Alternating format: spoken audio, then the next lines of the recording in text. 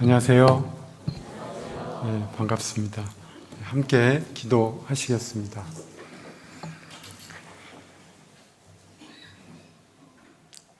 거룩하시고 자비로우신 살아계신 우리 아버지 하나님, 구원받을 만한 아무런 자격 없던 비참한 죄인이었던 저희들, 막대기같이 쓸모없이 버려질 인생이었던 저희들을 십자가로 불러주시고 주님의 크신 사랑을 깨달아 우리의 모든 죄를 사함받고 또 주님 안에서 신앙생활을 할 수 있도록 인도해 주신 은혜 참으로 감사를 드립니다.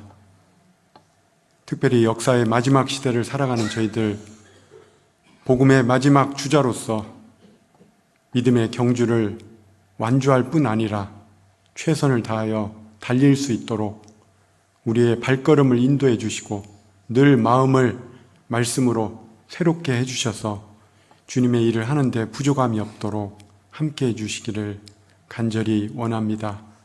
특별히 김포교회 주님의 일꾼으로 세워진 형제 자매님들, 주님이 공급해 주시는 힘으로 그리스도의 마음으로 형제 자매를 돌아보며 교회를 섬기며 또 하나님을 섬길 수 있도록 늘 마음을, 심령을 붙들어 주시기를 원합니다.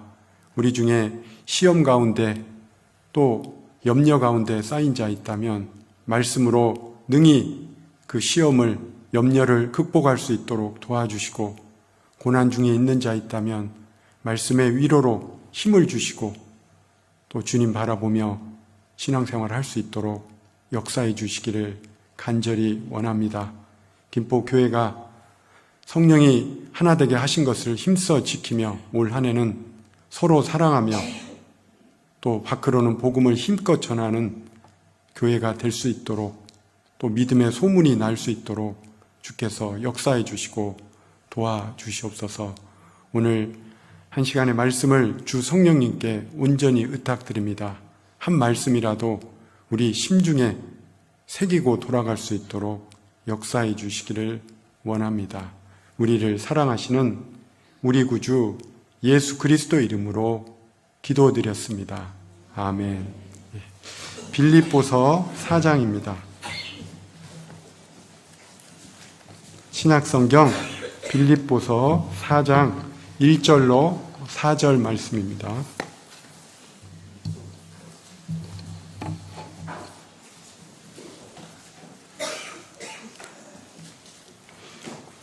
신약성경 322쪽 빌립보서 4장 1절로 4절까지 함께 찾으셨으면 함께 읽겠습니다. 그러므로 나의 사랑하고 사모하는 형제들, 나의 기쁨이요 면류관인 사랑하는 자들아, 이와 같이 주 안에 서라. 내가 유오디아를 권하고 순두개를 권하노니 주 안에서 같은 마음을 품으라. 또 참으로 나와 멍에를 같이 앉아 내게 구하노니 복음에 나와 함께 힘쓰던 저 부녀들을 돕고 또한 글레멘드와 그 외에 나의 동역자들을 도우라. 그 이름들이 생명책에 있느니라. 주 안에서 항상 기뻐하라. 내가 다시 말하노니 기뻐하라. 안녕하세요. 저는 2006년도에 전도인으로 부름을 받고 부족하고 연약하지만 대전교회에서 또 봉사하고 섬기게 되었습니다. 그리고 2012년도부터 대전교회에서 자립한 대전 북부교회 신탄진을 중심으로 교회가 자립돼서 그곳에서 5년 또 함께 교제하다가 2017년도에 서울 잠실교회로 이동하여 또 교제하고 있습니다. 서울 잠실교회는 말 그대로 잠실에 있습니다. 잘 아시죠? 서울 풍납토성, 몽촌토성 옆에 있는 풍납토성이 또 있는데요. 그 옆에 풍납초등학교가 있습니다. 그 앞에 지하 상가에서 또 교회당을 마련해서 또 교제하고 있습니다. 김포교회 오니까요, 이 교회당 건물이 너무 부럽습니다. 잠실이 땅값이 많이 비싸서 지금 땅을 알아보고 있는데 상당히 올라서 엄두가 나지 않습니다. 김포교회 오니까 예전에 제가 한번 지나면서 본 것 같은데 이 신관을 건축해서 이렇게 번듯한 건물에서 또 카페도 있고 아주 교제하는 모습이 아침에 참 보기가 좋았습니다. 가능하다면 이거 딱 띄어서 가져가면 몇백억은 될 텐데 택배로 붙여줄 수 있나요? 하여튼 너무나 반듯하게 지어져서 교제하는 모습을 뵈니까 너무 감사하고 또 얼마나 많이 수고했을까라는 생각이 듭니다. 잠실교회 생각날 때마다 또 교회에 대한 마련을 위해서 기도해 주시기를 부탁을 드립니다. 오늘은 빌립보서 4장 1절로 4절을 말씀을 함께 상고하시겠습니다. 금방 읽은 말씀에는 주 안에서라는 말씀이 3번이나 반복되고 있습니다. 1절에 보면 이와 같이 주 안에 서라, 주 안에 서라라는 말이 있고 2절 끝부분에 보면 주 안에서 같은 마음을 품으라 라는 말씀이 있고 4절에서 주 안에서 항상 기뻐하라. 이 3가지 주 안에서라는 말씀이 반복되고 있습니다. 그래서 오늘은 주 안에서 우리가 어떻게 살아야 될지 이 3가지 바울의 권면의 말씀을 통해서 함께 말씀을 배우시겠습니다. 그래서 오늘 말씀 제목은 주 안에 있는 자들을 향한 바울의 권면 3가지라고 정해 보았습니다. 먼저 주 안에 있다는 의미가 무엇이고 주 안에 있는 것과 주 밖에 있는 차이가 얼마나 큰지를 잠깐 살펴보시겠습니다. 성경에서 주 안에 있다는 것은 한마디로 말하면 그리스도 안에 있다. 즉 구원받아 하나님의 자녀가 된 사람을 의미합니다. 반대로 구원받지 않았다면 교회를 아무리 다녀도 그리스도 밖에 있고 아직 구원받지 못했기 때문에 아담 안에 있다고 할 수 있습니다. 성경은 어디에 서 있느냐, 즉 자신이 서 있는 위치에 따라서 엄청난 차이가 있음을 말씀하고 있습니다. 우리가 잘 아는 대로 노아의 방주 안과 밖은 한 걸음 차이뿐이었습니다. 이 한 걸음 차이뿐인데 문 하나 차이인데 생명과 죽음을 결정했습니다. 출애굽할 때도 양의 피를 바른 집 안에 있느냐 밖에 있느냐 한 걸음 차이죠. 문 하나 차이지만 생명과 죽음을 결정했습니다. 지금도 마찬가지입니다. 그리스도 안에 있느냐 그리스도 밖에 있느냐 믿음 하나 차이입니다. 믿느냐 믿지 않느냐 성령이 있느냐 성령이 없느냐 그 하나 차이입니다. 즉 믿음으로 어디에 서 있는지가 천국과 지옥을 결정합니다.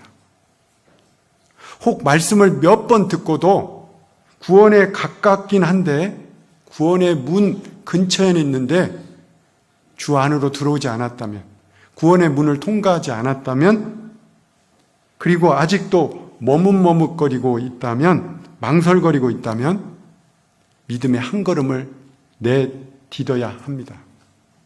걸음 하나 차이, 문 하나 차이인데 천국과 지옥을 결정합니다. 그래서 비밀입니다. 구원은 비밀입니다. 믿음이 있느냐 없느냐, 구원의 문은 가까웠는데 아직도 머뭇거리고 있다면, 그러다가 죽는다면, 주님을 만난다면 천국에 갈 수 없습니다. 노아의 방주 문 밖에서 망설거리다가 결국 망설이다가 방주 안으로 들어오지 않아서 죽은 사람이 있다면 얼마나 안타깝겠습니까? 유월절 어린 양의 피를 바른 집 문 근처에서 들어갈까 말까 망설거리다가 결국 들어가지 않았다면, 그래서 재앙을 당했고 죽었다면 얼마나 안타까운 그리고 애석한 일입니까? 머뭇머뭇하지 말아야 됩니다. 혹 이 가운데 말씀을 몇 번 들었지만 아직도 주 안에 있지 않다면 믿음의 한 걸음을 내딛어야 합니다. 저희 잠실교회도 어머니 자매님, 구원받은 자매님 남편들 중에 가정의 평안을 위해서 교회를 가끔 나와 주시는 분이 있습니다. 전도 집회도 단골 손님이에요. 아시죠? 오실 땐 단골 손님, 안 오실 땐 남인데, 그런 유행가도 있는데, 전도 집회 때는 성도처럼 와요. 그러나 평소 때는 주 밖에 있습니다. 구원받지 않고 여전히 머뭇거리고 있는 그런 안타까운 분도 간혹 있습니다. 믿음의 한 걸음을 내딛어야 합니다. 열왕기상 18장 21절에 엘리야가 이스라엘 백성에게 선포했습니다. 너희가 어느 때까지 그 두 사이에서 머뭇머뭇 하려느냐? 여호와가 만일 하나님이면 그를 쫓고 바알이 만일 하나님이면 그를 좇을지니라.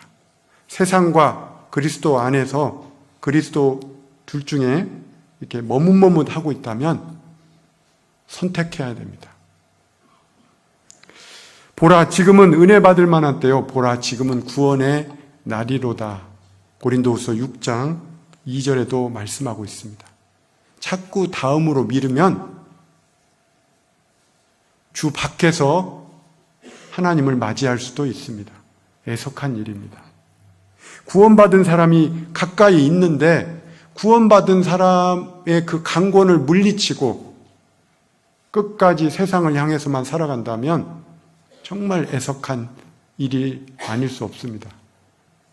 간혹 교회 가운데 구원받은 가족 중에 가족의 평화를 위해서 교회는 나오시는데 주 안으로 들어오지 않는 분도 간혹 있습니다. 결정하십시오.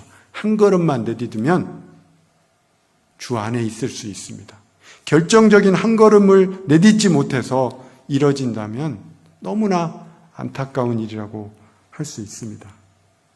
그리고 주 안에 있는 구원받은 분이라면 이제 그리스도 안에서 얼마나 많은 지혜와 지식의 보화가 감추어져 있는지를 발견하고 또 발견하는 노력을 해야 됩니다. 그리스도 안에 있다면 그 안에 엄청난 보화와 지혜와 지식의 보화가 있다는 것을 알아야 됩니다. 모르면 그냥 구원받았다는 거 하나로, 그거 하나로 정말 이 안에서 주님이 예비해 주신 신령한 지혜와 지식의 보화를 놓치며 살 수 있습니다. 구원을 받았다면 구원받은 사람으로서 누려야 될 걸 누려야 됩니다. 평화를 누리고 평강을 누리고 자유를 누리고 주님이 주신 은혜를 누려야 됩니다. 그렇지 않으면 구원받지 않은 사람보다 더 가엾게 살 수도 있습니다. 이쪽도 아니고 저쪽도 아니고 차든지 더웁든지 하라. 미지근한 신앙으로 살 수도 있습니다. 세상 헛된 것이 더 좋아 보이고 그게 더 이끌려서 거기에 더 이끌려 살아간다면 정말 그리스도 안에서 주님이 예비해 주신 신령한 것을 놓치고 살 수도 있습니다. 그리스도 안에는 지혜와 지식의 모든 보화가 감추어져 있습니다. 여기 표시하시고 그 바로 뒤에 골로새서 2장 2절입니다. 그 한 페이지 뒤에 골로새서 2장 2절로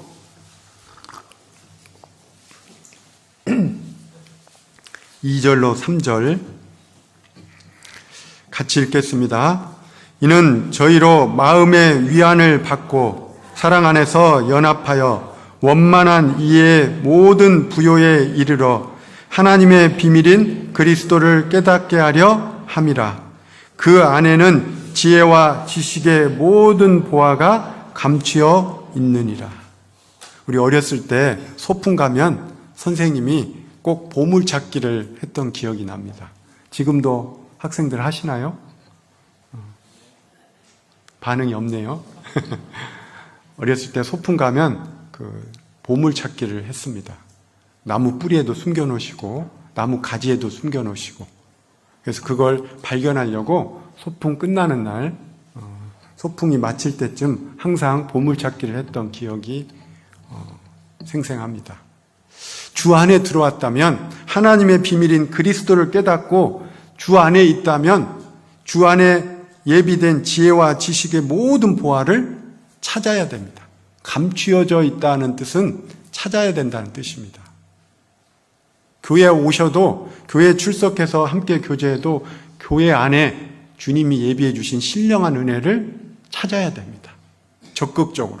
그렇지 않으면 자기 안에 있는 그 은혜도 신령한 것도 모르고 세상 헛된 것이 더 커 보여서 거기에 마음이 이끌려 살아갈 수도 있습니다. 주 안에 있다면 바울은 어떻게 살아야 될지를 3가지로 빌립보서에서 권면하고 있습니다. 그래서 오늘 주 안에 있는 자들을 향한 바울의 권면 3가지를 살펴보시겠습니다. 다시 빌립보서 4장입니다. 4장 1절입니다. 첫 번째 권면입니다. 바울의 애정어린 첫 번째 권면입니다. 4장 1절. 그러므로 나의 사랑하고 사모하는 형제들, 나의 기쁨이요 면류관인 사랑하는 자들아, 같이 읽죠.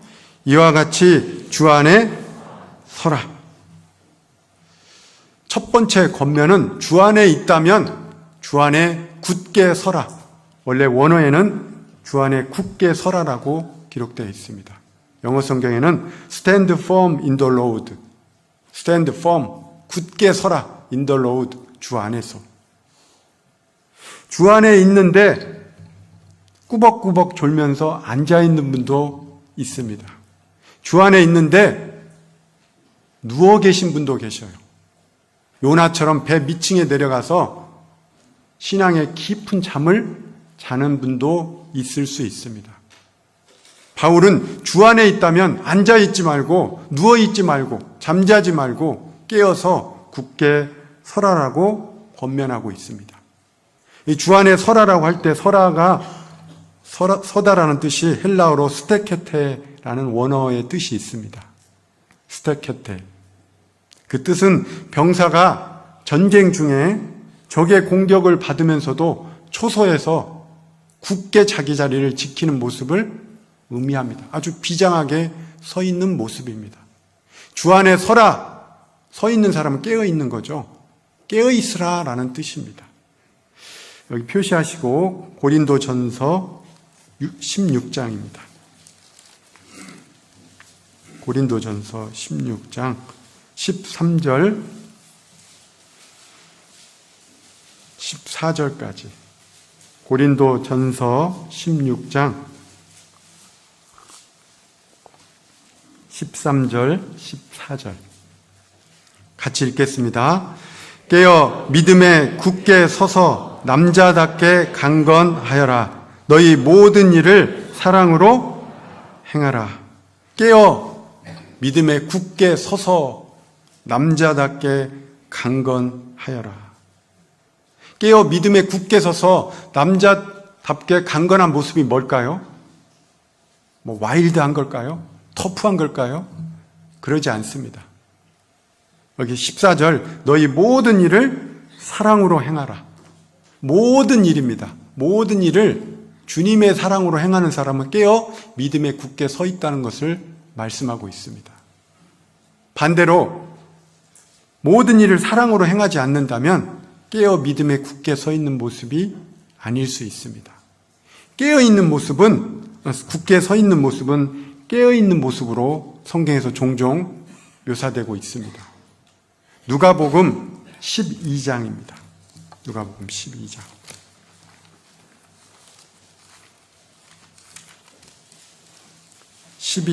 누가복음 12장 35절입니다.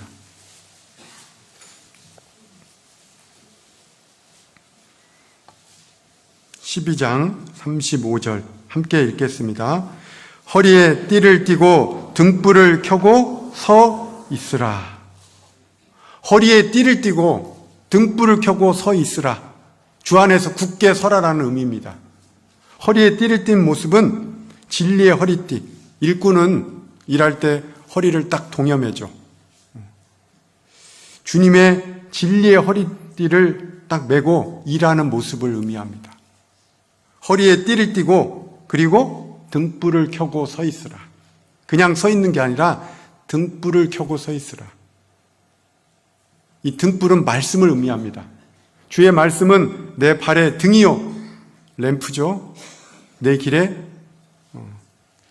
빛이니이다. 이 어두운 세상 가운데 어디로 행할지 말씀은 우리에게 가르쳐 줍니다. 36절 너희는 마치 그 주인이 혼인집에서 돌아와 문을 두드리면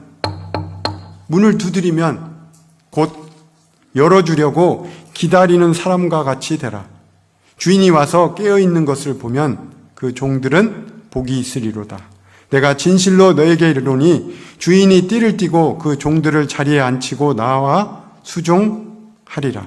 38절 같이 읽죠.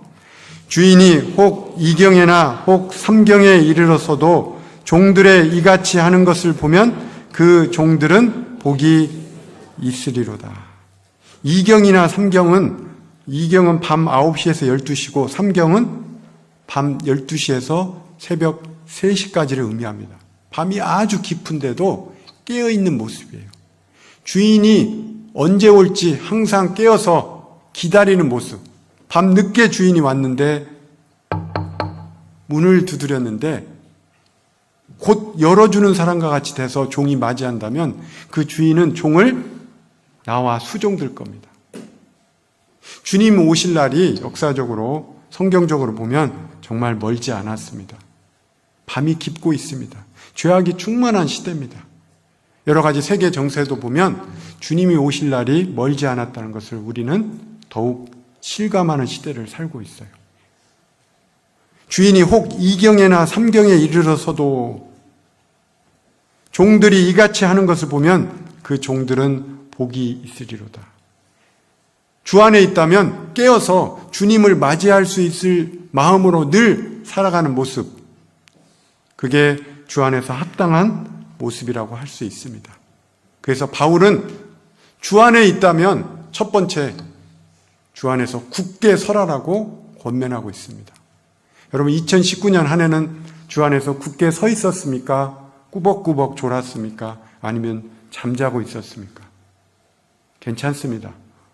2020년이 밝았어요. 다시 기회가 주어졌습니다. 올해 깨어있는 모습으로 살아간다면 작년에 살았던 것을 또 만회할 수 있는 기회입니다.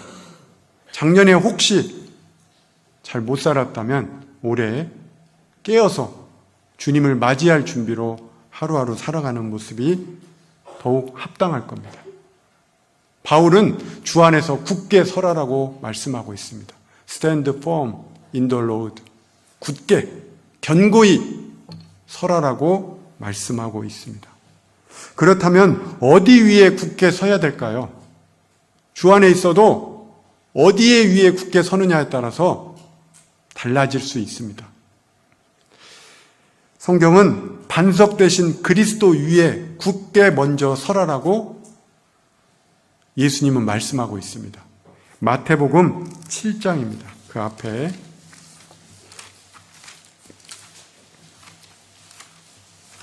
첫 번째 어디 위에 굳게 서야 될까요? 그리스도 반석 되시는 그리스도 위에 굳게 서야 됩니다. 마태복음 7장 산상수훈의 마지막 말씀입니다. 마태복음 7장 24절입니다. 잘 아시는 말씀입니다. 24절로 27절 같이 읽겠습니다. 그러므로 누구든지 나의 이 말을 듣고 행하는 자는 그 집을 반석 위에 지은 지혜로운 사람 같으리니 비가 내리고 창수가 나고 바람이 불어 그 집에 부딪히되 무너지지 아니하나니 이는 주초를 반석 위에 놓은 연고요. 나의 말을 이 말을 듣고 행치 아니하는 자는 그 집을 모래 위에 지은 어리석은 사람 같으리니 비가 내리고 창수가 나고 바람이 불어 그 집에 부딪힘에 무너져 그 무너짐이 심하니라. 집을 지을 때 반석 위에 지은 사람은 지혜롭다 하셨고 모래 위에 집을 지은 사람은 어리석다고 예수님이 비유로 말씀하셨습니다. 우리의 신앙생활은 반석 대신 그리스도 위에 지어져야 될 것을 말씀하고 있습니다. 그런데 모래 위에 집을 지을 수도 있습니다. 이 말씀은 구원받은 사람에게도 구원도 해당되지만 구원받은 이후의 생활도 적용되는 말씀입니다. 구원은 그리스도로 받았지만 육신으로 흘러서 육신대로 살 수도 있습니다. 자기 방식대로. 그리스도를 의지하지 않고 자기 방식대로 살 수도 있습니다. 신앙생활은 건축하는 것으로 비유할 수 있습니다. 반석 대신 그리스도 터 위에 그 위에 세워나가는 겁니다. 성경을 읽을 때도 그리스도를 발견해야 됩니다. 성경의 핵심은 그리스도입니다. 근데 성경을 읽다 보면 그리스도를 놓치고 이 말씀 그 구절 하나하나 단어에 매여서 그리스도를 놓치는 경우가 있습니다. 고린도전서 2장 2절에 바울은 내가 너희 중에서 예수 그리스도와 그의 십자가에 못 박히신 것 외에는 아무것도 알지 아니하기로 작정했다라고 말씀하고 있습니다. 성경을 읽을 때 그리스도와 그의 십자가에 못 박히신 사역을 중심으로 성경을 깨달아 가야지 반석 위에 신앙생활을 할 수 있는 거라고 할 수 있습니다. 이 사진 찍는 기법 중에 아웃포커싱이라는 기법이 있습니다. 포커싱, 초점을 아웃포커싱. 제가 이 컵을 찍고 싶다면 컵에다만 초점을 분명히 두고 컵 주변의 배경은 흐릿하게 만드는 기법입니다. 우리가 성경을 읽을 때 그리스도의 포커싱을 탁 두고 성경을 읽어야 됩니다. 그 나머지는 조금 몰라도 나중에 자연스럽게 깨달아집니다. 그런데 반대로 이걸 찍어야 되는데, 사진을 찍어야 되는데 이걸 초점을 흐리고 나머지를 선명하게 찍었다면 잘못 찍은 사진입니다. 우리 마음판에 사진을 찍는다면, 성경을 읽을 때 우리 마음판에 새긴다면 그리스도를 분명히 새겨야 돼요. 나머지는 부가적인 겁니다. 어떤 분은 성경 지식은 많은데 그리스도를 놓치고 있는 분이 있습니다. 초점을 잃은 신앙입니다. 우리가 어디 위에 굳게 서야 될까? 구원받을 때도 그리스도 위에 굳게 섰고 구원받은 이후에도 반석 대신 그리스도 위에 굳게 서야 됩니다. 처음부터 끝까지 그리스도 위에 굳게 서야 됩니다. 신앙생활은 그리스도를 알아가는 거예요. 그리스도의 인격, 성품을 닮아가는 겁니다. 그리스도의 사역도 알아가지만 그리스도의 인품과 성품과 그리스도의 성품을 닮아가는 겁니다. 그게 그리스도 반석 대신 그리스도 위에 굳게 서는 겁니다. 또 어디 위에 굳게 서야 될까요? 당연히 변하지 않는 진리의 말씀 위에 굳게 서야 됩니다. 시편 119편입니다. 시편 119편.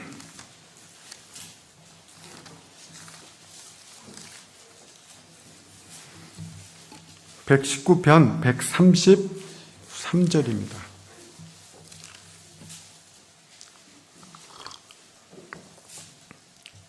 (133절) 함께 읽겠습니다. 나의 행보를 주의 말씀에 굳게 세우시고 아무 죄악이 나를 주장치 못하게 하소서. 나의 행보, 나의 발걸음, 가는 발걸음을 주의 말씀 위에 굳게 세워야 됩니다.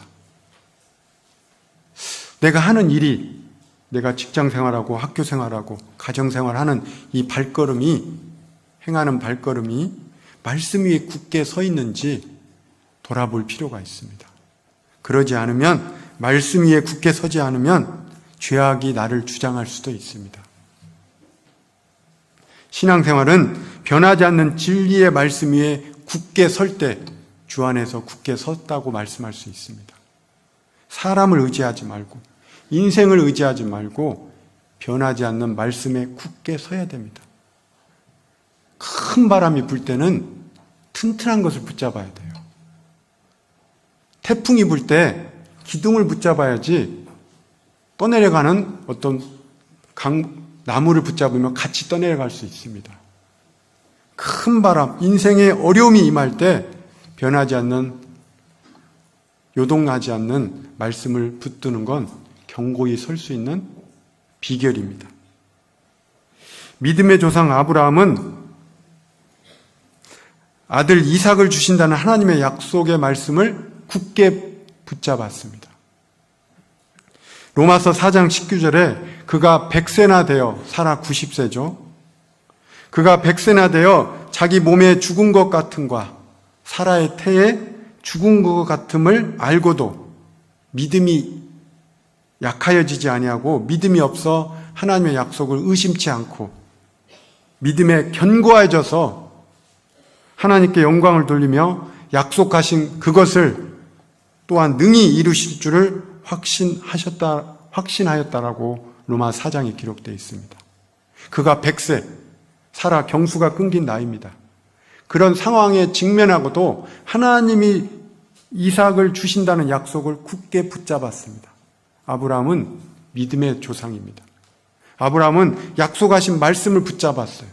중간에 여러 가지 어려움도 있었고 실패도 있었지만 결국 믿음에 견고해져서 하나님의 약속을 능히 이루실 줄을 확신했습니다.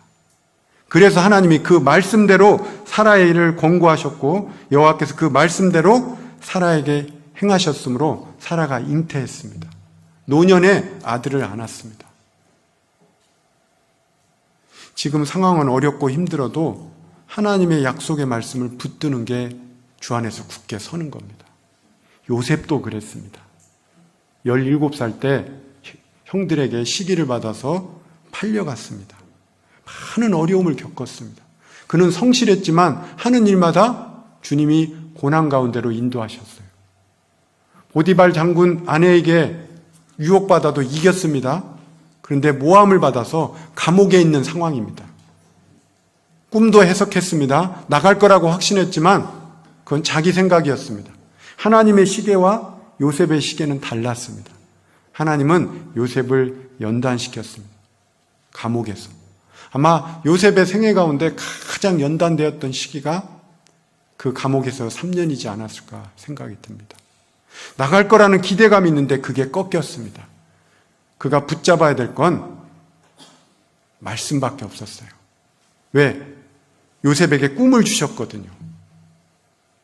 그래서 형들은 그를 꿈꾸는 자라고, 더 느리머, 꿈꾸는 자가 오는도다, 조롱하는 말로 그를 놀렸지만 그는 꿈이 있었어요. 비전이 있었습니다. 하나님 약속에 대한 비전. 그래서 그는 감옥도 견뎌냅니다. 말씀 위에 약속의 말씀을 굳게 붙잡은 거예요. 시편 105편입니다. 105편 17절로 19절.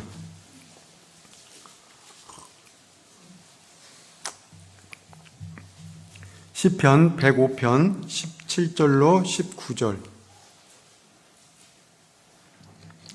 한 사람을 앞서 보내셨으며 요셉이 종으로 팔렸도다.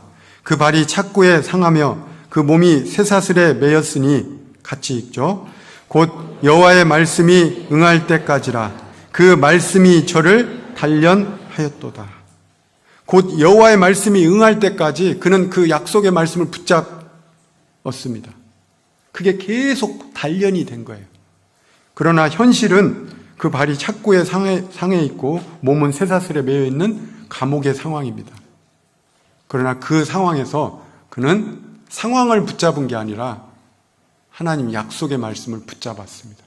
그래서 그는 마침내 요셉의 총리로 하나님의 뜻대로 높이 하나님이 올리셨습니다.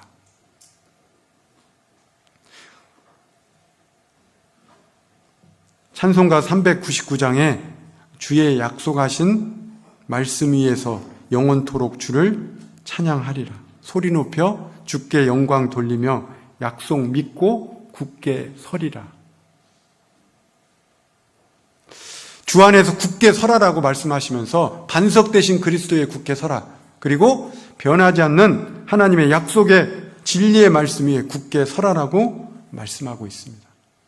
작년 한 해 나는 우리 자신은 약속의 말씀 위에 굳게 섰는지 아니면 상황을 붙들고 낙담했는지 돌아볼 필요가 있습니다. 또 주 안에 굳게 서라는 말은 세 번째, 주님의 몸된 교회에 맡은 직분 위에 굳게 서야 됨을 또 말씀하고 있습니다. 신약성경 골로새서 4장입니다. 골로새서 4장. 빌립보서 다음에 있습니다. 빌립보서 다음 골로새서 4장 17절입니다.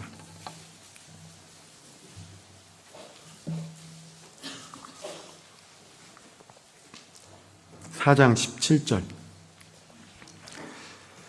17절, 18절 같이 읽겠습니다. 아키포에게 이르기를 주 안에서 받은 직분을 삼가 이루라고 하라. 나 바울은 친필로 문안하노니 나의 매인 것을 생각하라.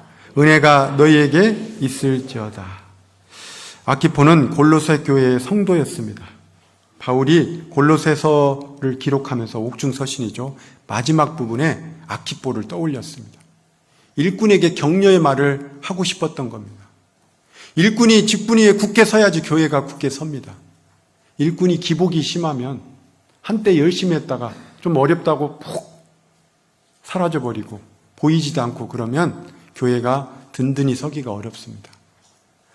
맡은 직분을 삼가 이루라. 여러분, 직분을 맡으면 인생에 풍랑이 없겠습니까? 늘 형통하지 않습니다. 꽃길만 있는 게 아닙니다. 여러 가지 어려움이 있을 수 있습니다. 그 어려움이 있을 때도 자기 자리를 묵묵히 지키는 것, 정말 말씀이 그 진리, 주 안에서 굳게 서는 비결입니다.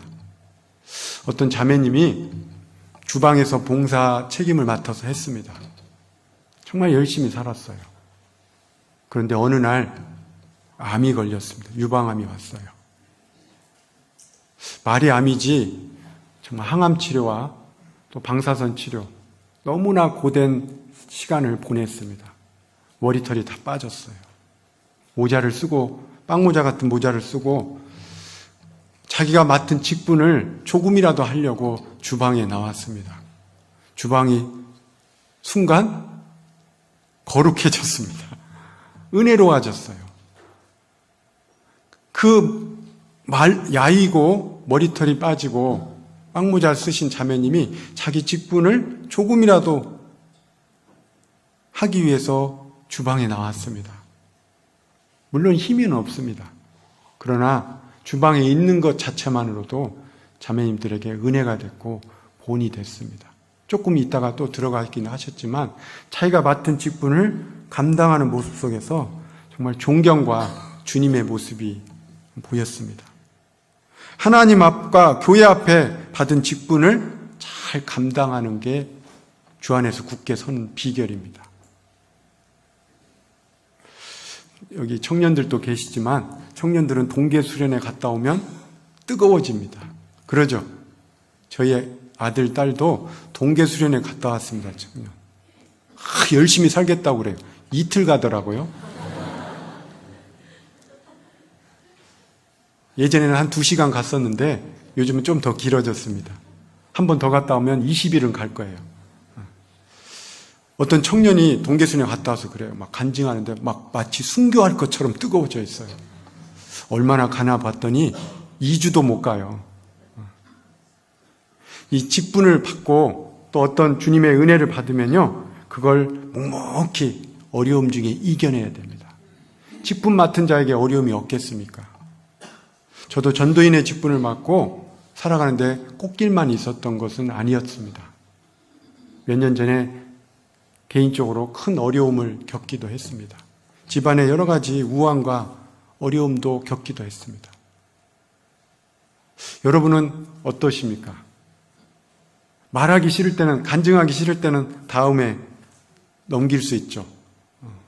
전도인도 받은 직분이 있는데 때로는 말을 잠잠하고 싶을 때가 있습니다. 그래서 내일 주일 설교예요. 정말 갈등이 옵니다. 아니, 주일 설교 자체 내용보다는 좀 잠잠하고 싶을 때도 있습니다. 그러나 받은 직분을 삼가 이루기 위해서 또 강단에 섭니다. 말씀을 전합니다. 주님이 주시는 또 은혜가 있습니다. 어려움 중에 자기 직분을 묵묵히 행한다는 것, 수년간, 그건 쉬운 일이 아닙니다. 저는 전도인이 된 지 14년 됐습니다. 그런데 원로 목사님들을 뵐 때마다 존경스럽습니다. 그 길에 얼마나 많은 어려움이 있었겠습니까? 이제까지 지내온 것 주의 크신 은혜라고 그러는데 그 많은 과정을 겪고 그 자리에 서 있다는 것만 해도 존경스럽습니다. 집사님들, 성도들 중에서도 여러 가지 직분을 받았는데 어려움을 겪는 분들이 있습니다. 암을 겪고 자녀들의 여러 가지 어려움이 있고 그래도 묵묵히 자기 자리를 지키는 걸 보면 존경스럽습니다. 저런 분은 교회의 기둥 같은 분이구나. 여러분, 기둥은 항상 늘 그 자리에 있어야 되죠. 그래야지 집이 안정됩니다. 기둥이 오늘은 여기 있는데 내일은 가운데 있어요. 어느 날은 안 보여요, 기둥이. 한동안 안 보입니다. 불안할 거예요. 받은 직분을 묵묵히 비가 오나 눈이 오나 그 자리를 지키고 있다는 건 쉬운 일이 아닙니다. 주 안에 굳게 서는 일입니다. 왜 어려움이 없겠어요? 남들은 다 자기 일에 관심을 갖고 주의 일에 관심을 안 가질 수도 있습니다.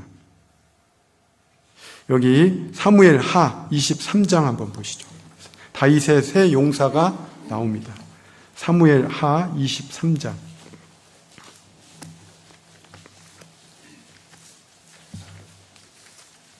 사무엘 하 23장 8절입니다. 구약성경 503쪽입니다. 사무엘 하 23장 8절입니다. 다윗 주변에는 용사들이 있었습니다. 300용사가 있었고 그 중에 또 세 용사가 있었습니다. 여기 8절, 다윗의 용사들의 이름이 이러하니라. 다그몬 사람 요셉 바세벳이라고도 하고 예셈 사람 아디노라고도 하는 자는 군장의 두목이라. 저가 한때 몇 명을 800인을 쳐 죽였더라. 그 다음은 아우아 사람 도대 아들 엘르아살이니 다윗과 함께한 세 용사 중에 하나이라. 블레셋 사람이 싸우려고 모임에 같이 있죠. 이스라엘 사람들이 물러간지라 세 용사가 싸움을 도두고. 세 용사의 역할은 싸움을 도두는 거예요. 사기 진작이죠. 분위기를 조성했습니다. 여러분, 일꾼은 교회의 분위기를 조성합니다. 세 용사는 한때 800인을 쳐 죽일 정도로 용감했습니다. 블레셋 사람을. 그런데 블레셋 사람과 싸울 때 이스라엘 사람들이 물러갔습니다. 무서워서. 근데 싸움을 돋았습니다. 세 용사가 앞장섰습니다. 10절, 저가 엘르아살입니다. 나가서 손이 피곤하여 칼에 붓기까지 블레셋 사람을 치니라. 여러분, 이 칼을 잡은 손에 피가 엉겨 붙어서 칼에 손이 붓기까지 블레셋 사람을 쳤습니다. 끝까지 수고한 거예요. 주방에서, 비교는 안 되지만 주방에서 장갑 끼고 무를 썰고 김장하는데 너무 도와주는 분이 없어서 몇 명이 다 하다 보면 장갑이 쩍쩍 들어붙습니다. 그래도 그 일을 직분을 맡은 자는 해내는 거예요. 그러면 모여듭니다. 또 같이 일을 하게 됩니다. 그런데 여기 삼마라는 사람이 있습니다. 제가 닮고 싶은 인물입니다. 다윗의 세 용사 중에 세 번째 용사 삼마. 11절. 그 다음은 하랄 사람 아게의 아들 삼마라. 블레셋 사람이 때를 지어 녹두나무 가득한 밭에 모임에 백성들은 블레셋 사람 앞에서 도망하되. 12절 같이 읽죠. 저는 그 밭 가운데 서서 막아 블레셋 사람을 친지라. 여호와께서 큰 구원을 이루시니라. 블레셋 사람들은 해변가에 있는 아주 호전적인 민족입니다. 싸움을 아주 잘합니다. 그래서 이스라엘 사람들을 녹두나무가 가득한 밭으로 몰았습니다. 녹두나무는 상당히 큽니다. 녹두나무를 모르니까요, 어디에 사람이 있는지를 몰라요. 왜? 녹두나무 밑으로 다 숨었습니다. 그리고 갑자기 나와서, 녹두나무 위로 갑자기 나와서 칼로 목을 베고 싹 들어갑니다. 얼마나 긴장되겠어요. 막 주변에서 다 도망갑니다. 옆에서 목이 잘리고 죽어가는데 안 도망가겠어요? 다 도망가 버렸어요. 무서워서. 그들이 녹두나무 가운데로 이스라엘 백성을 몰아서 아주 기습작전으로 다 죽여가는 거예요. 한 명씩 죽어가는데 산마라는 다윗의 용사는 그 밭 가운데 서 있었습니다. 얼마나 긴장되겠어요. 옆에서 나올지 모르는데 가운데 서서 막았습니다. 남들은 다 도망가도 그 가운데 서서 막아서 블레셋 사람을 무찔렀습니다. 여호와께서 큰 구원을 이루셨죠. 직분을 맡아서 일하다 보면 주변의 형제자매들이 지치고 낙담이 돼서 뒤로 처질 때도 있습니다. 그래도 그 위에 견고히 서야 됩니다. 블레셋 사람을 무찌르게 하셨습니다. 진리의 교회의 기둥과 같은 일꾼들이 받은 직분을 삼가 이룰 때 주 안에서 교회도 견고히 설 수 있습니다. 교회가 견고히 서려면 먼저는 말씀에 견고히 서고 그리스도에 굳게 서고 받은 직분에 대해서 견고히 갖는 마음을 갖게 됩니다. 바울은 주 안에 있다면 주 안에 굳게 서라라고 말씀하고 있습니다. 굳게 서야 됩니다. 두 번째 권면은 주 안에 굳게 서 있다면 주 안에서 같은 마음을 품으라라고 권면하고 있습니다. 빌립보서 4장입니다. 4장 2절입니다.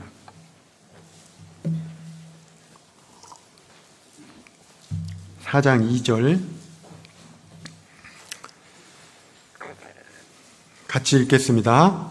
내가 유오디아를 권하고 순두개를 권하노니 주 안에서 같은 마음을 품으라.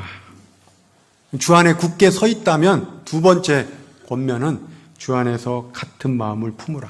영어로 agree with each other in the Lord. agree with, 서로 동의하라, 아멘하라 그런 뜻입니다. in the Lord, 주 안에서. 서로 주 안에서 아멘하라, 같은 마음을 품으라라는 뜻입니다. 그런데 지명을 들어서 이름을 거명하며 두 자매 얘기를 하고 있습니다. 여기 2절에 내가 유오디아를 권하고 또 누구를 권하죠? 순두부가 아닙니다. 어떤 분은 순두부로 보였는데요. 순두개입니다. 자매예요. 유오디아와 순두개는 각각 말씀에 또 직분에 굳게 서 있었지만 주 안에서 같은 마음은 품지 못했던 것으로 보입니다. 서로 간의 분쟁이, 갈등이 커서 외적으로 교회에 드러나서 빌립보 교회에 좋지 않은 영향을 끼치고 있었던 것으로 보입니다. 빌립보 교회는 자주장사 루디아 가정을 통해서 세워진 교회로서 상대적으로 자매들의 역할이 컸습니다. 유오디아와 순두개의 분쟁이 무엇 때문이었는지 대해서는 바울은 구체적으로 언급하고 있지는 않습니다. 또 바울은 누가 또 잘했고 누가 잘못했다고 지적하고도 있지 않습니다. 바울은 다만 그들이 주 안에서 같은 마음을 품게 되면 교회가 더 견고히 서리라는 것을 확신하고 그녀들의 불화가 해결되기를 권고하고 있습니다. 주 안에 굳게 서 있는데 이상하게 마음에 앙금이 있고 화합하지 못하는 형제 자매도 있을 수 있습니다. 교회 내 봉사부서에서 유오디아와 순두개처럼 외적으로 드러나서 형제 자매들이, 아니 교회가 다 알고 있는 경우도 간혹 있습니다. 각각 주 안에서 굳게 서 있고 열심은 있는데 초점이 안 모아져 있어요. 같은 마음은 아닙니다. 뭔가 마음이 일치되지 않아서 갈등과 분쟁이 있는 걸로 보였습니다. 바울은 그 소식을 감옥에서 들었습니다. 유오디아 순두개는 주 안에 서 있었기 때문에 이름을 거론해도 그들은 실족하지 않습니다. 예를 들면 담임 목사님이 설교하는데 A 자매님, B 자매님 주 안에서 같은 마음 품으세요? 그럼 설교 끝나고 집무실로 올 거예요. 왜 제 이름 들어요? 여기 유오디아와 순두개는 주 안에 서 있었기 때문에 이름을 거론해도 그들은 실족할 정도는 아니었습니다. 그러나 같은 마음은 아니었습니다. 왜 같은 마음을 품지 못했을까? 그녀들의 자존심이었을까? 아니면 어떤 사건 때문이었을까? 성경은 일체 말하고 있지 않습니다. 우리가 알 수도 없어요. 그러나 같은 마음은 아닌 건 확실합니다. 그럼 어떻게 주 안에서 같은 마음을 품을 수 있을까요? 혹시 내 안에도 같은 마음을 품지 못하는 것이 있다면 주 안에서 같은 마음을 품어야 됩니다. 여러분, 부부도 주 안에 굳게 다 서 있는데 부부가 같은 마음 못 품으면 가정이 굳게 서지 않습니다. 교회에서도 일꾼이, 전도인과 봉사장이, 예를 들어 봉사장과 어머니장이, 구역장과 조장이 같은 마음이 아니면 주 안에 서 있지만 왠지 힘이 없습니다. 그러면 어떻게 주 안에서 같은 마음을 품을 수 있을까요? 빌립보서 1장입니다. 1장 27절입니다.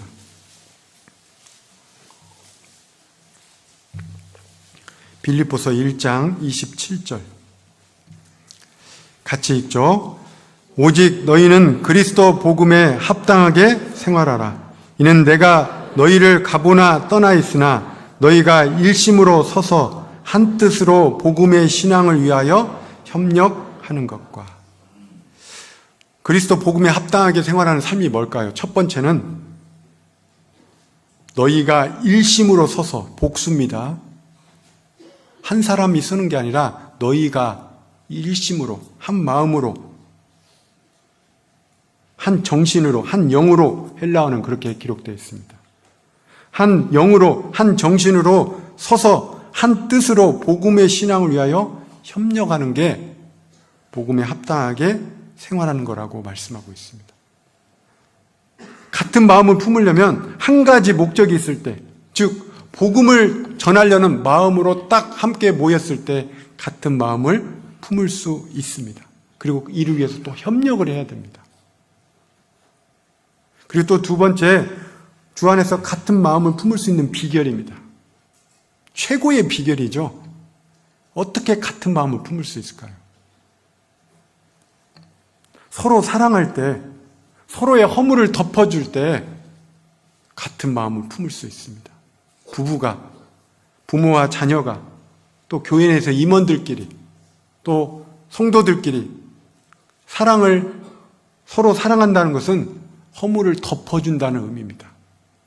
저는 예전에 수화부에서 봉사한 적이 있습니다. 전도인으로서도 수화부를 맡은 적이 있는데요. 수화에서 사랑이라는 표현을 아십니까? 왼손을 이렇게 해보셔요. 오른손으로 이렇게 덮어주는 겁니다. 사랑이라는 표현은, 수화는 이제 손 말이죠. 손으로 하는 말인데 허물을, 울퉁불퉁한 걸 덮어주는 겁니다. 쓰다듬어 주는 거예요. 잠언 17장입니다.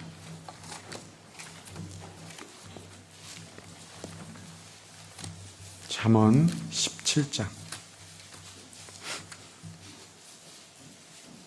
9절입니다. 17장 9절. 잠언 17장 9절입니다. 같이 읽죠. 허물을 덮어주는 자는 사랑을 구하는 자요, 그것을 거듭 말하는 자는 친한 것을 이간하는 자니라. 허물을 덮어주는 것은 사랑을 구하는 겁니다. 시크죠. 추구하는 자입니다. 여러분, 우리는 사랑을 받았고 사랑을 추구합니다. 서로 사랑하려고 합니다. 사랑을 구한다면 허물을 덮어주는 겁니다. 그것을 거듭 말하는 것은 형제 자매를 이간하는 거라고 할 수 있어요. 사랑은 실수, 허물을 덮어주는 겁니다. 오래전에 제가 TV를 보다가 참 이 사랑은 허물을 덮어준다는 게 참 실감이 난 그 TV를 본 적이 있습니다. 예전에 지금도 하는지 모르겠습니다. 오래전 일인데 TV는 사랑을 싣고라는 프로그램이 있었는데 이 김포도 그 방송했나요? 예전에. 지금은 아마 안 할 겁니다. 근데 TV는 사랑을 싣고 해서 어떤 여자 연예인이, 아주 유명한 여자 연예인이 나와서 자기 초등학교 은사 선생님을 찾는 그런 프로였습니다. 이 여자 연예인이 얼굴도 예쁘고 또 똑똑했답니다. 자기 말로는 정말 유명한 사람이에요. 그러니까 자존심이 아주 강했답니다. 초등학교 때. 근데 어느 날 떠들어서 이 앞으로 졸았는지 떠들었는지 선생님이 나오라고 해서 양쪽에 이렇게 의자를 이렇게 들고 있었답니다. 혹시 오늘 또 졸고 있는 분이 이렇게 나오라서 의자 들고 있다면 아마 아무도 안 좋을 거예요. 예전에는 선생님들이 가끔 의자를 이렇게 무릎 꿇고 들고 있으라고 했습니다. 그 초등학교 어린 나이에 자존심도 강하고 공부도 잘했답니다. 그런데 한 번의 실수로 이제 선생님이 따끔하게 그 견본으로 아이들 앞에서 의자를 들고 이렇게 있으라고 흰색 타이즈를 신었고 치마를 입었고 아주 예쁘게 꾸미고 다녔던 그 초등학교 자존심이 강한 그 아이가 이를 꽉 물고 의자를 들고 있는데 소변이 마려웠는데 그 자존심에 말을 않고 참고 참다가 소변을 싸버렸어요. 얼마나 창피해요. 소변이 이렇게 흥건히 보이잖아요. 그런데 선생님이 그걸 보시고 오셔서 옆에 바켓스에 그 양동이에 물이 고여 있었습니다. 예전에는 소화기를 안 두고 이렇게 난로 옆에나 이렇게 양동이에 물을 채워놨습니다. 저도 당번일 때 그걸 들고 물을 채워놨던 그런 기억이 나는데 지금은 다 소화기를 놓죠. 교회에, 교실에. 근데 그 물을 선생님이 억지로 엎은 거예요. 누구에게? 그 여자 연예인의 그 학생에게. 그러니까 오줌이 가려진 거예요. 물로. 그러면서 선생님이 아유 미안하다. 또 빨리 가서 씻고 와. 이렇게 한 거예요. 누구만 알까요? 이 여학생, 이 여자 연예인은 알고 선생님 아는데 애들은 모르는 거예요. 허물을 덮어준 거예요. 이 어린 나이에 이 학생이요. 여자 연예인이 지금 되었지만 너무나 하나님, 선생님께 너무나 선생님께 감사했던 거예요. 사랑이 무엇이다는 것을 그때 배운 거예요. 선생님이 가르쳤던 그 지식은 하나도 생각이 안 나는데 자기 그 소변 본 걸 덮어준 것만 딱 생각나고 그걸 일생에 너무 감사함으로 살면서 허물이 보일 때 사람들에게 용서해주고 덮어주면서 이렇게 살아왔던 거예요. 그러다가 어느 날 이 프로를 보고 선생님을 찾아야겠다고 나온 거예요. 찾았을까요? 안 찾았을까요? 찾았습니다. 만나서 막 안고 우는 거예요. 선생님 그때 너무 고마웠어요. 선생님도 기억은 하지만 뭐 그거 당연한 일이 아니냐 이렇게 하면서 대화를 나누는 것을 제가 봤습니다. 저도 전도인이 되고 구원받고 전도인이 되면서 형제자매의 허물이 보일 때가 많습니다. 몰라야 되는데 아는 경우도 있어요. 참 힘듭니다. 어떤 때는. 그런데 사랑을 구하는 자는 허물을 덮어주는 자다. 설교에 뛰어나지도 못하고 말씀에 지식이 많지는 않지만 형제자매를 정말 허물로 덮어주면 교회 가운데 사랑이 더욱 견고해지겠구나 라는 생각을 개인적으로 가져봅니다. 몇 년 전에 경기도권의 어떤 교회를 제가 설교하러 갔는데 아침에 갔습니다. 토요일에 일이 있어서 갔는데 10시 20분인데도 안 나오시는 거예요. 기차역에. 근데 허겁지겁 한 10시 25분쯤 돼서 아주 늦게 나오셨죠. 픽업하러 나오셨는데 어떤 청년이 나왔습니다. 그런데 그 청년이 구원받지 얼마 안 됐나 봐요. 배지라도 보면 알 텐데 물어보지 않고 옆에서 전화 받고 있는 어떤 다른 일반 교회 장로님을 모시고 간 거예요. 희한해 어떻게 모시고 갔는지. 10시 반이 됐는데도 전화가 안 와요. 그래서 형제님 이제 전화 왔길래 왜 아직 안 나오시나요? 너무 시간이 늦었는데 목사님 뒤에 타셨잖아요. 그러는 거예요. 알고 보니까 무슨 얘기하면서 갔는지 모르겠어요. 고속도로를 탔다는 거예요. 이 형제님이 얼마나 당황했는지요. 제가 급히 가겠습니다. 그리고 돌아서 왔는데요. 막 땀이 범벅이 됐어요. 그리고 이제 저를 태우고 갔는데 11시 5분 전에 딱 도착했어요. 담임 목사님이 그러시더라고요. 왜 이렇게 늦게 오셨어요? 아, 죄송합니다. 근데 그 형제님이 저한테 그랬거든요. 이거 얘기하지 말아달라고. 구원받은 지 얼마 안 된 분이에요. 이 근처에 있는 교회입니다. 얘기는 않겠어요. 아, 그런 일이 있더라고요. 그 형제님이 아직도 기억이 납니다. 사무실 자매한테도 얘기 안 했어요. 목사님한테도 얘기 안 했어요. 비밀로 덮어둡니다. 누군지 모르니까 그냥 얘기하는 거예요. 그 형제님이 설교가 끝났는데 설교를 들었는지 안 들었는지 막 땀이 범벅인데 끝나고 나서 제일 먼저 달려왔어요. 목사님 감사합니다. 말씀 들은 게 감사한 게 아니라 그거 덮어준 게 감사하다는 거예요. 우리는 일상생활 가운데 형제자매 허물을 볼 때가 많습니다. 그때 정말 사랑을 구한다면 덮어주십시오. 반드시 하나가 됩니다. 부부간에도 마찬가지예요. 둘이 한판 싸웠습니다. 밤에 자려고 하니까요. 남편은 코 골면서 자는데 아내가 생각하니까 너무 괘씸한 거예요. 주야로 묵상하죠. 계속 밤새도록. 눈덩이만 해졌어요. 아침에 남편은 아무렇지도 않다는 거예요. 형제님은. 당신 어제 나한테 그렇게 말을 쏘아붙이고 함부로 하고 어떻게 잠이 그렇게 올 수 있어. 나는 밤새도록 묵상했는데. 그런데 덮어줄 수 있는 마음이 또 주님이 주십니다. 아마 그걸 따지면서 살았다면 이제까지 부부 생활하기 어려웠을 거예요. 교회 생활도 마찬가지입니다. 허물을 덮어주는 자는 사랑을 구하는 자입니다. 내 안에서 사랑이 식어질 때 허물이 보이기 시작해요. 판단하는 마음이 생깁니다. 눈에 거슬리는 게 너무 많아져요. 교회가 하나 되면 사랑이 풍성해지는 겁니다. 그러면서 주 안에서 같은 마음을 자연스럽게 품는 거예요. 유오디아와 순두개는 주 안에 굳게 서 있었지만 같은 마음은 아니었습니다. 영어로 agree with, 동의하다는 뜻이죠. 아멘이라는 뜻입니다. 아멘이란 말이 동의합니다. 그런 의미를 갖고 있잖아요. agree with each other. 서로 아멘에서, in the Lord, 주 안에서. 그럴 때 힘이 있는 거예요. 주 안에서 굳게 서 있습니다. 말씀 위에, 반석 되신 그리스도 위에, 또 직분 위에 주 안에서 또 같은 마음을 품었어요. 그렇다면 또 우리가 가져야 될 마음이 어떤 마음일까요? 빌립보서 4장입니다.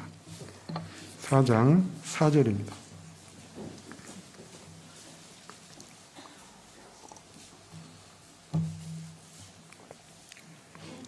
4장 4절 같이 읽겠습니다. 주 안에서 항상 기뻐하라. 내가 다시 말하노니 기뻐하라. 주 안에서 항상 기뻐하라. 영어 성경에 Rejoice always in the Lord.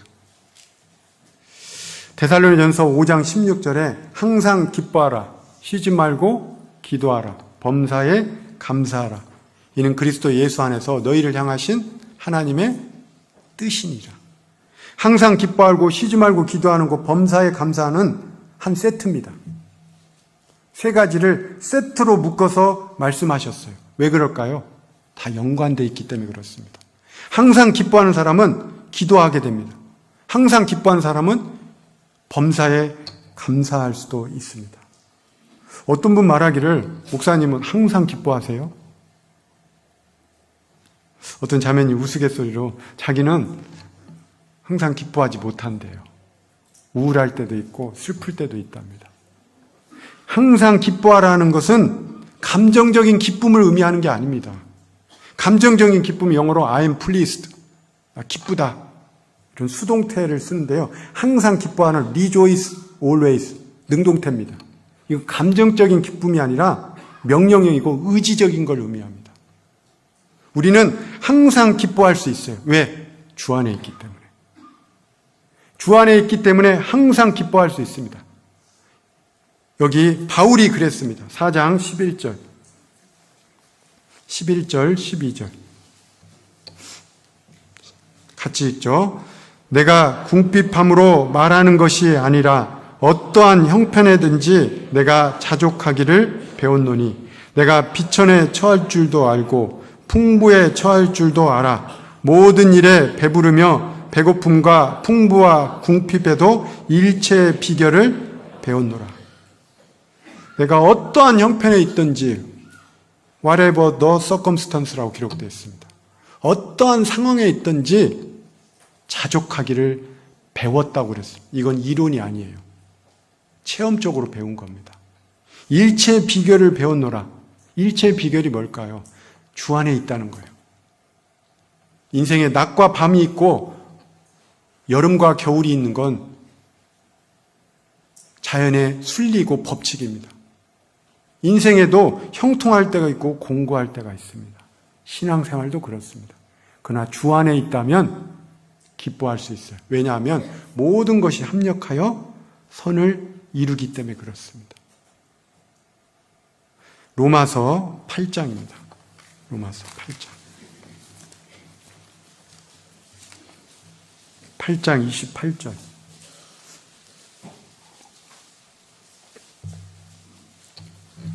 로마서 8장 28절입니다. 같이 읽겠습니다.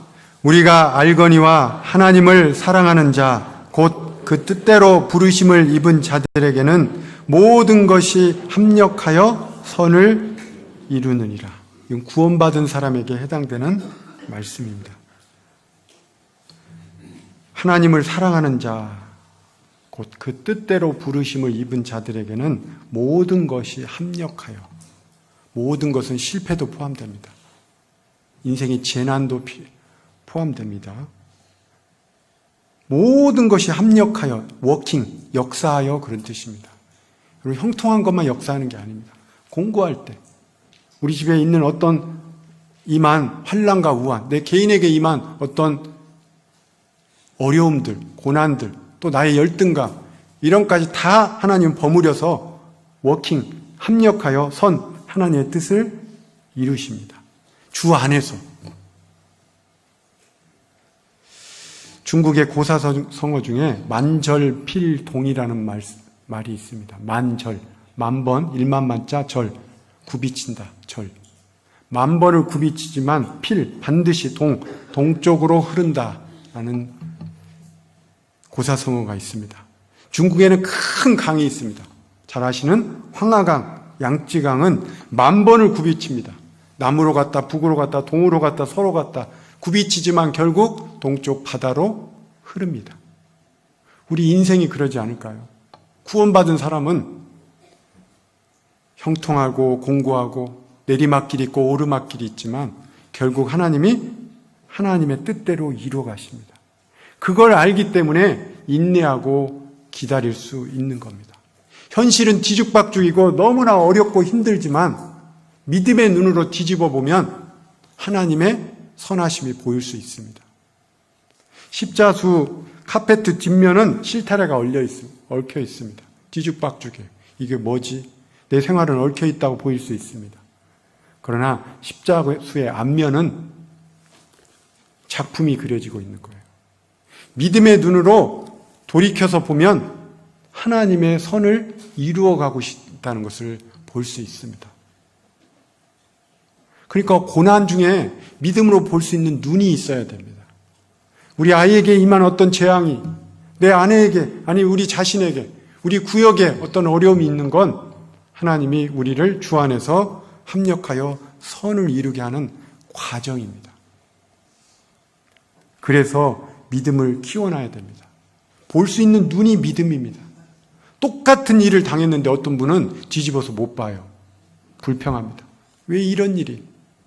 그러나 뒤집어서 보면 작품이 그려지는 거예요. 하나님 뜻이 보이는 거예요. 현실은 여전히 뒤죽박죽인 것처럼 보일 수 있습니다. 구원 안 받은 사람, 내 하나님이 어디 있느냐? 너 왜 이렇게 어려움을 겪어? 너 이 집안에 왜 우환이 있어? 왜 환난이 있어? 형통해야 될 거 아니야. 나 봐봐. 얼마나 형통한지. 나는 교회 다니는데도 이렇게 잘 먹고 잘 사는데 너 이 집안은 왜 이렇게 어려움이 있니? 구정 때, 추석 때 모이면요. 그런 분들이 얘기하면 더 속상하죠. 그런데 인내하십시오. 믿음의 눈으로 보십시오. 반드시 하나님이 선을 이루어 나가십니다. 만절필통, 만 번을 굽이치지만 반드시 동쪽으로 흐르듯이 하나님 뜻대로 이뤄나가십니다. 그걸 체험하는 게 신앙생활이지 않을까요? 바울은 감옥에 있습니다. 빌립보서를 기록할 당시. 감옥에 있는 사람이 기뻐하라고 외치고 있어요. 권면하고 있습니다. 힘이 있지 않을까요? 감옥 밖에 있는 사람에게 항상 기뻐하라. 주 안에서 항상 기뻐하라. 다시 말하노니 기뻐하라. 바울은 도대체 뭘 기뻐했을까요? 여러분 요즘 뭘로 기뻐하십니까? 새로 태어난 손자? 까꿍하고 막 온전히 집안이 웃음바다가 되고 그러죠. 새로 산 자동차가 나를 기뻐하게 해줍니까? 새로 산 옷, 새로 분양받은 아파트가 나를 기쁘게 합니까? 그건 잠시 잠깐 오면 없어질 겁니다. 바울은 뭘 기뻐했을까요? 이 빌립보서는 기쁨의 서신입니다. 별칭이 붙어 있는데 기쁨의 서신이에요. 기쁨이라는 단어가 17번 내지 20번 나옵니다. 빌립보서는 기쁨으로 가득 찬 서신입니다. 옥중 서신인데 기쁨으로 가득 차 있어요. 뭘 도대체 그렇게 기뻐했을까요? 바울이 기뻐했던 건 뭘까요? 그리고 주님이 우리에게 주신 기쁨은 뭘까요? 그걸 발견해야 돼요. 그거 모르면 구원받지 않은 사람보다 더 불쌍하게 살 수 있습니다. 시편 4편 7절에 안 찾겠습니다.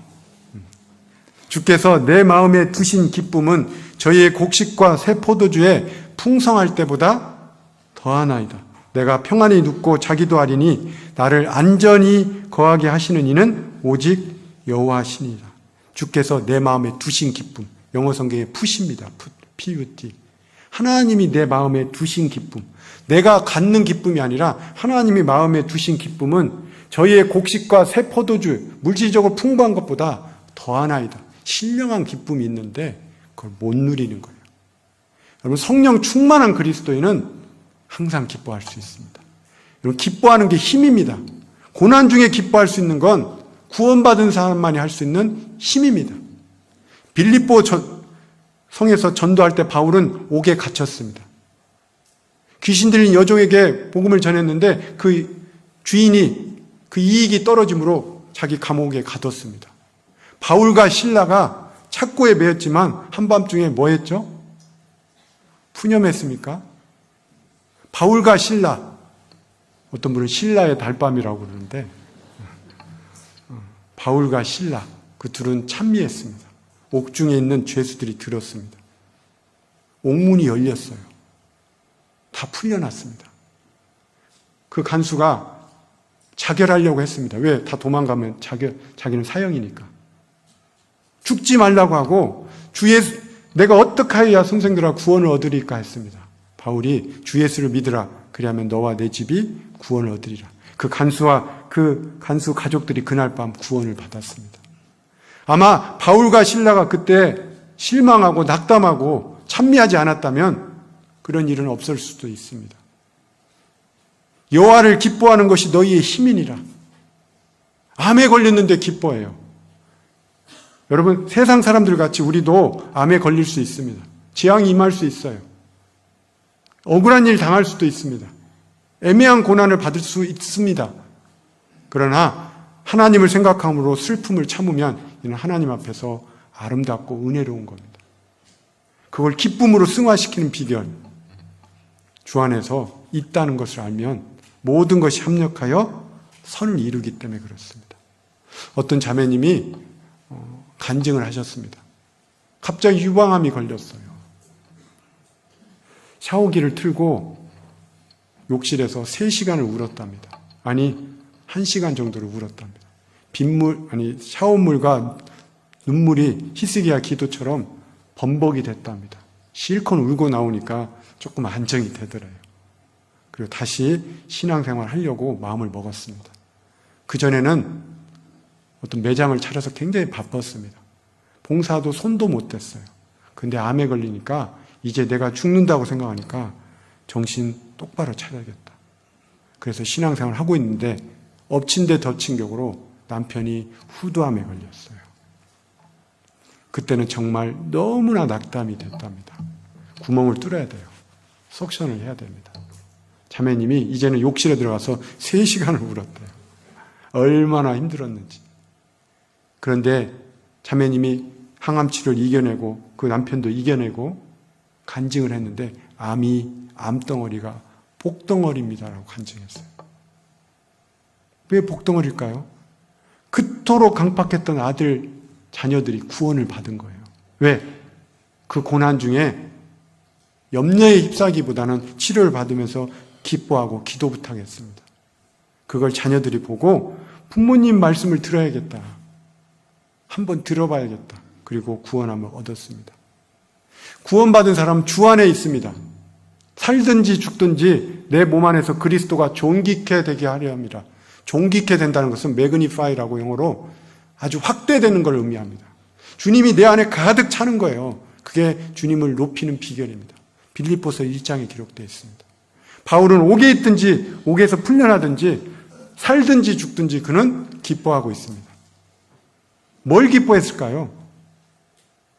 빌립보서 1장 조금만 더 보고 마치겠습니다. 빌립보서 1장 18절입니다.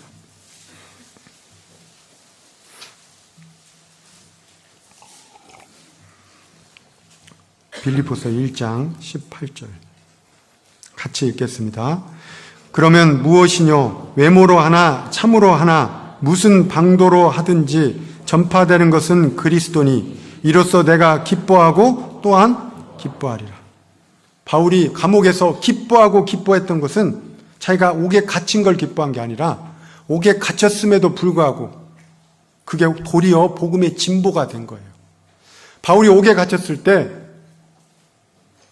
2가지 반응들이 있었습니다. 한 부류는 외모로 했습니다. 15절에 보면 어떤 이들은 투기와 분쟁으로 전도했습니다.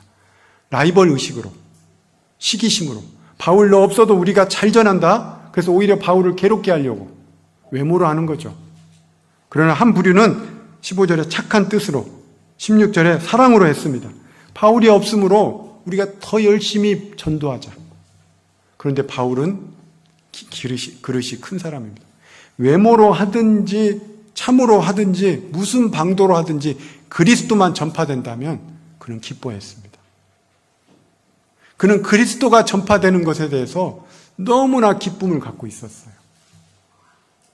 내가 조금 힘들고 어려워도 내 고난 가운데서 그리스도만 전파된다면 우리는 기뻐할 수 있는 힘이 있습니다. 그게 그리스도인의 힘이에요. 제가 직장 생활할 때 한동안 이 부서에서 일이 너무 많고 늦게 끝나고 그래서요. 너무 힘들어가지고 표정이 어두웠나 봐요. 전도를 하는데 잘 안 되는 거예요. 근데 어느 날 팀장님이 저를 부르셨어요. 휴게실에서 제가 그때 대리였습니다. 과장 달기 직전이었는데 소대리 왜 이렇게 얼굴이 어두워? 요즘 뭐 근심 있나? 그러시더라고요. 제가 갑자기 망치로 뒤통수를 한 대 맞는 느낌이었어요. 내가 기뻐하지 못하고 살았구나. 그래서 전도가 안 됐구나. 누가 이런 모습 보고 하나님 믿으려고 했겠나. 정말 조금 어려움이 오니까 풀이 푹 죽어서 피곤해하고 힘들어하고 그런 모습에 전도가 되지 않았습니다. 그때 제가 마음을 바꾸고 기도했어요. 하나님 기뻐할 수 있는 힘을 주세요. 이 부서를 옮겨달라는, 회사도 옮기려고 했습니다. 그때 다 면접도 받아놓고 기도하는데 기도가 안 돼서 찢어버렸어요. 다음날 팀장님한테 가서요. 이제 다 옮겨야겠다. 회사도 옮기고 이제 부서라도 옮겨야겠다라고 다 말도 준비하고 해서 이제 외웠습니다. 가서 팀장님한테 얘기하려고 딱 앉는 순간 팀장님 더 열심히 하겠습니다. 제 마음속에서 한번 해보겠다는 마음을 주셨어요. 상황은 아무런 변화가 없었습니다. 바빴고 사람들은 여전히 함부로 대했고 변하지 않았지만 제 마음에 기쁨을 달라고 기도하고 나서 그 일을 감당할 수 있었습니다. 그리고 그 사건 이후 제 룸메이트가 제가 그때 청년 때였는데 구원을 받았어요. 정말 기뻤습니다. 3년 만에 처음 태어난 영혼이었어요. 얼마나 기뻤는지 정말 둘이 교제하면서요, 청년의 시절을 아주 힘있게, 기쁘게 보냈습니다. 그 전도인이 그 형제가 한 명을 또 전도하고, 아들을 낳는데 아들이 또 아들 낳으면 기쁘잖아요. 그렇게 할 때까지 계속 인원이 늘었습니다. 그래서 한 30명이 직장에 형제 자매들이 있었던 거예요. 너무 감사했습니다. 내가 그때 주저앉았더라면. 그 형제가 얼마 전에 또 전도인으로 부름받았고, 그 형제가 전도한 형제가 또 해외 선교로 전도인으로 또 부름받아서 나갔습니다. 너무나 감사했습니다. 구원받은 사람은 이 맛으로 사는구나. 바울은 감옥에 있지만 외모로 하나 참으로 하나 전도되는 것에 대해서 감사했습니다. 또 뭘 감사했을까요? 2장, 기쁨이라는 단어가 많은데 2장 17절, 18절입니다.